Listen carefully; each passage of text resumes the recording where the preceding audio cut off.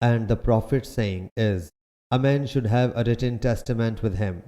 Allah Jalla Jalaluhu says, made obligatory on you that when death approaches any of you, if he leaves some property, then he should make a will for his parents and near relatives according to usage.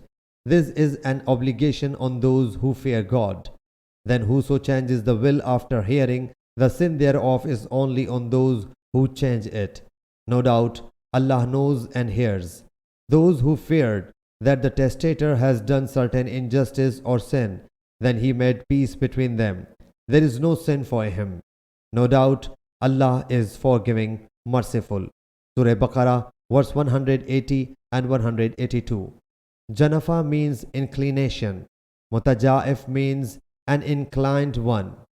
Hazrat Abdullah bin Umar radiyallahu anhu reports that Allah's Apostle sallallahu alaihi wasallam said, it is not plausible for a Muslim who has a bequeathable property to pass 2 nights, but he should have a written will with him. Sahih Bukhari Hadith number 2738.